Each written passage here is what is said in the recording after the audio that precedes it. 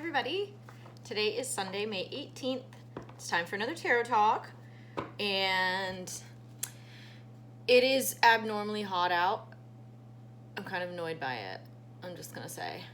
We didn't even get to have spring. It just went straight to summer. And that annoys me. Anyways, let's think about what's going on astrologically right now. We are a few days away from entering into Gemini season. That airy, intelligent chatterbox of a sign, an extremely indecisive kind of sign as well. Anybody that knows a really strong Gemini, they love talking but cannot make a decision even if there was fire in their butt about it. So it's just the way they are. The current planetary positions that are changing, actually two of them today are changing signs. We have Mars that's coming into Taurus, the sign of Taurus, and Venus is transiting from Gemini to Cancer. So Mars was currently in Aries, now it's moving into Taurus.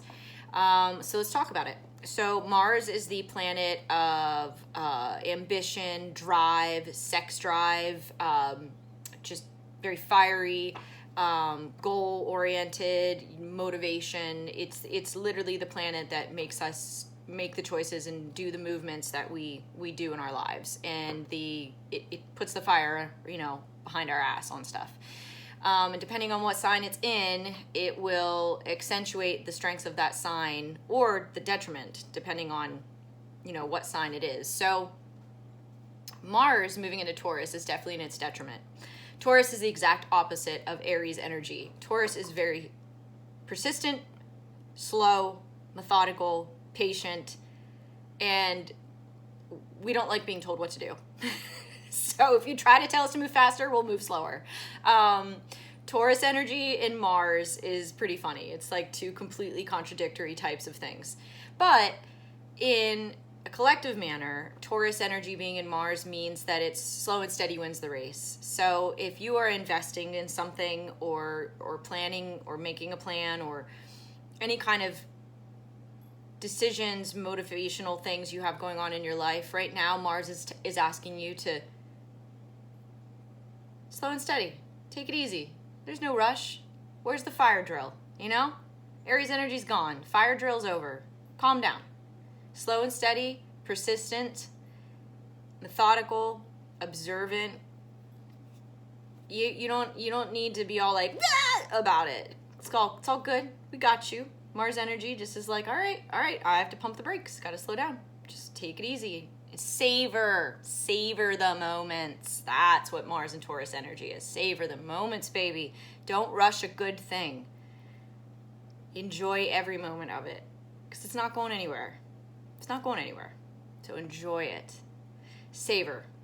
Now, that is in there till about mid-June, I believe. Now, Venus is coming out of Aries Gemini, which was all about communication, talking, and is moving into the sign of Cancer, which is beautiful.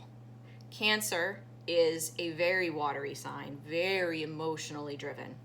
Venus is the planet of love and desire and all of those things emotionally loaded. So when you put those two together, and not like hot and sexy, it's more like passion and appreciation and sensuality, and really kind of matches that Mars energy with that slow but nurturing and calm, a really safe space emotionally. So Venus in Cancer is beautiful, and if you have any Cancer in your chart, you'll know, because you will have a very intuitive emotional connection to certain aspects of your life. You'll feel very deeply. And so when Venus is in Cancer, it encourages us to really take matters of the heart very, very seriously and be very aware of superficiality that is in a lot of relationships we're in, whether they're platonic or romantic. And Venus and Cancer can sniff those things out from a mile away. So if you're in a relationship with someone or freshly dating and it feels just kind of surface level or superficial, like Venus in Cancer ain't having that. Like that, it needs depth, it needs warmth, it needs safety, it needs connection. So really value the connections you guys have in your life with this Venus and Cancer energy, because it's going to really heighten those. It can also make us a little hypersensitive and a little more, just a really extra sensitive to being hurt by the wrong words or interpreting things the wrong way. So be careful with this kind of energy. But in general, relationally wise, it's really beautiful. And I encourage you guys to really kind of tap into both these things where we're nurturing something new in our lives, whether it's, again, a romantic relationship, a friendship, any kind of partnership with others. Now's the time to really savor those moments, slow and steady, be really honest and communicative in a very nurturing, emotional way. Don't let emotions blur lines. Like, emotions are a beautiful thing. Use them, speak them, feel them. They're incredible. I mean, we're one of the few living things that can express and feel all manners of emotions. So savor that. Use it. This energy is really good energy to use. So yeah. Sensuality. I don't know why. Sensuality has been coming up a lot in my reads. So I'm just like, ooh, just love it. All right. I feel very earthy. It's been a really beautiful weekend and a lot of time spent in the woods. So I'm going back to my mushroom cards. I need to get more more decks because I've already used all the ones. So I don't have any new ones to show you guys. So let's go ahead and tap right into this. We're going to do our 5-card shuffle, see what comes out. If nothing, take the last card on the last shuffle. Let's do it. Oh, all right. What shroomy is this one? Oh my gosh, they're really jumpy. Oh, geez. Him's back, guys. The devil's back. And honestly, this other card popped off too. We won't keep him. He didn't actually come out. The devil. And the devil is represented by the lobster mushroom. So let's talk about it. The devil. Why are we here again? As I've told you guys before, the devil does not, in my mind, as a reader, represent evil and terrifying things and gloom and doom. It's a card of choice, and it can be a card of choice of difficult decisions, of letting go of things, and or acknowledging whatever temptations or challenges you might have in your life. Because we're coming up again, I'm going to see this as a manner that there are still some decisions that need to be made. And for me,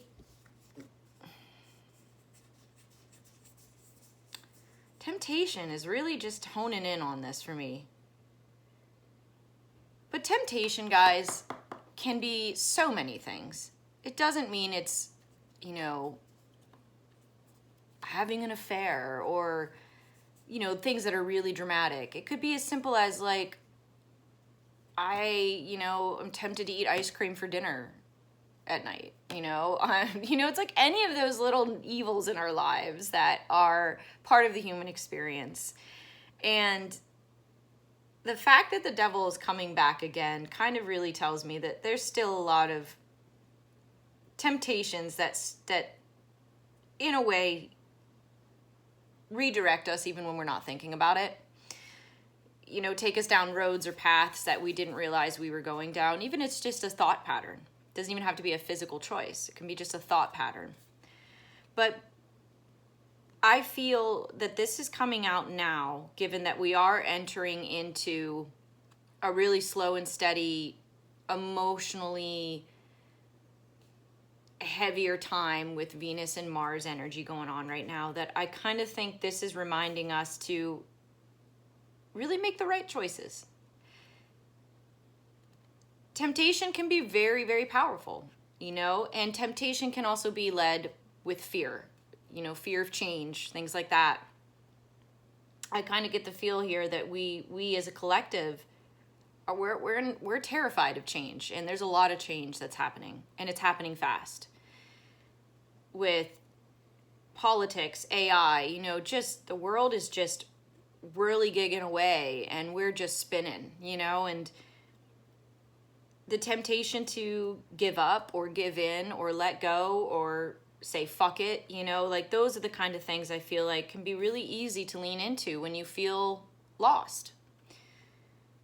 But it's okay to feel that way. But it doesn't mean it's going to stay that way. And I think with this Mars energy being in Taurus, and we're still in Taurus season, mind you, to really ground yourself. I have been practicing a lot of different grounding techniques myself that have been extremely effective for like when my whirligig of a brain tries to go ape shit and take me for a ride. And I think this devil card is reminding us to not jump on that whirligig. That what was that ride at the fair called, the tilt-a-whorl? So many people hated that ride. I loved it. I was the person that like leaned really heavy to one side to get it to go really, really, really crazy fast. I love that ride. Anyways, the tilt-a-whorl of life, my darlings, can be very hard to anchor in and get footing in. But with Mars being in Taurus, Venus being in Cancer, tap into that intuition, that emotional gravity that you have within yourself, and ground yourself. 10 toes down, on the ground, feel the earth beneath your feet. I absolutely encourage you guys, I don't care who's like, oh, she's such a fucking hippie, woo-woo girl. Go stand on grass in your bare feet. Just do it. And just close your eyes and breathe. It's that simple.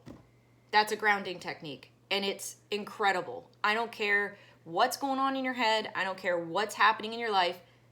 You will feel a change in your body when you do that. Just do it. Do it. Stop watching me and go out and do it right now. So, yeah, this devil energy, I think, is just kind of quietly coming in being like, don't forget to be grounded now. Don't get carried away. Don't listen to those little voices that say, yeah, well, what about, or what if, or how about, or catastrophizing, or I'm too scared to make this commitment because what if I get hurt, or I'm too scared to make this decision because what if it doesn't work out, or I'm this, or I'm that. That's catastrophizing. That is anxiety doing all the talking. And anxiety is just a little kid in your head that, would you ever let a kid drive a car and like safely get you to and from like a toddler? No, like that's anxiety. Anxiety is like a little toddler in your head. You need to just say, I hear you. Here's your pacifier. Here's your little toy. Now go sit down and shh. Anxiety is a temptation to lean into. They're all out there. It's just a matter of what it is in your life. So I'm not upset that the devil came back. I think the devil's just coming back to be like, hi, we're still getting tempted here. Let's anchor ourselves down. Let's get some breathing here. Let's listen to our intuition and our emotions and not let them scare us. Emotions are there for a reason. It's all about how you interpret them, how you lean into them, and how you express them. And I'm one of the most emotional people on this planet, so I'm all about emotions, and I'll tell you how I feel any time of the day. Don't worry. And I encourage you to be the same. Yeah. I don't really have anything else to say about this, guys. It just kind of feels pretty straightforward. Grounding techniques. Do it. So that this does not get carried away with you. So that temptations do not take you for a ride. Because at the end of the day, your choices are yours alone. You can't blame them on anybody else. The decisions you make are yours alone. So make the right ones, you know? I know it's not that easy, but you know what I mean. Well, it's such a weird, it looks like this mushroom. I don't know if you guys are, I'm an Aliens fan, if you haven't noticed yet. It looks like, have you guys seen Prometheus? The weird, like, snaky things that are in, like, the big cavernous structure that the astronauts go into when they land on the planet. And the weird white wormy things that look like white eyeless cobras. They're gross looking. That's what that mushroom reminds me of. Anybody knows what I'm talking about? Thanks. Appreciate you. The rest of you, shut up. All right, so now we're going to do some oracle cards. These ones are really, really straightforward. They don't come with a guidebook. They literally just have a message on the card, but they're earthy. So it's actually called the Enchanted Forest Oracle cards, so I wanted to do that. So let's go ahead and draw from this deck and see what our little final message is. This is a really short and sweet one this time, guys. Sometimes shit pours out of me, and other times I'm just straightforward. It is what it is. All right, here we go. Okay, let's see here. Peaceful hut. Find solace and serenity in the quiet moments of retreat. Well, that talks a lot about grounding techniques and kind of that whole Taurian energy in Mars and that Venus energy in Cancer, that really looking inwards, intuition, grounding. I mean, the grounding, I just can't stop saying. Like, I'm all about grounding today. I'm feeling very earthy today, very called to earth. Like, I don't know how to describe it. Like, I just really am nature-y in my nature zen zone in my head. Find solace and serenity in the quiet moments of retreat. If you guys don't know how to have me time, if people are out there listening to me right now that don't like to be alone or don't like to have alone time, y'all, you're missing out. You need to be your own best friend before you can ever be anything for anyone else. And the best way to find yourself is to have that alone time and that retreat time. And I'm sure so many of you do. But I do know people that can't stand their own company. Like, they have FOMO really bad. There's nothing worse than people also trying to interfere or inhibit you from having that alone time. It's like a recharging of your battery. I'm sure there's a lot of you out there that hear me on that too. Like, I've had people in my life that just are really clingy or just not respectful of private time or personal time, and I had to learn really quick and fast how to set boundaries on people like that, because if I don't personally get my own alone time, I am not a fun camper to be around. And it's just, you need to be able to emotionally recharge. It's not just a matter of, oh, I slept in because it's my day to do, sleep all day or whatever. Like, sure, yeah, physically recharging is important, but I'm talking about emotional and mental recharging. Like, we are living in an era now where we as human beings are accessible 24/7. Think about it. Our phones, our watches, even rings now are tracking everything we're doing. Our homes are constantly beeping and talking and messaging us with Alexis or whatever the fucking thing is called. That's how fuddy-duddy I am.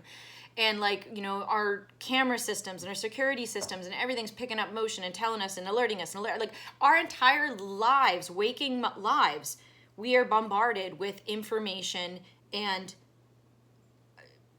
people communicating and talking to us. And like, it didn't used to be that way. Like, for me, I'm in my early 40s, so I'm a child of the 80s. You didn't have all that then. And, you had a fucking landline and that was it.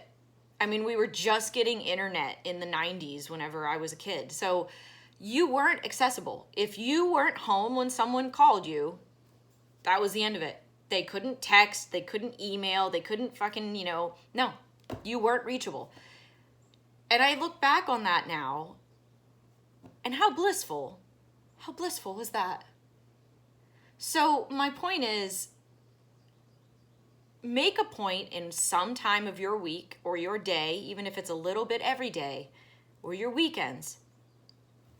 Find that alone time for yourself. Recharge. Disconnect from the noise, from this, from that. And I know it's not easy for a lot of you, especially if you have families, children. I get it. But try, because it will bring you to center and back into that word that I keep repeating, grounding. We all can't afford to lose our minds, guys. But remember, you're literally your own best friend. So take care of you. Take care of you. It is so important, because if you can't take care of you, you're no good to anybody else. The end. Mwah!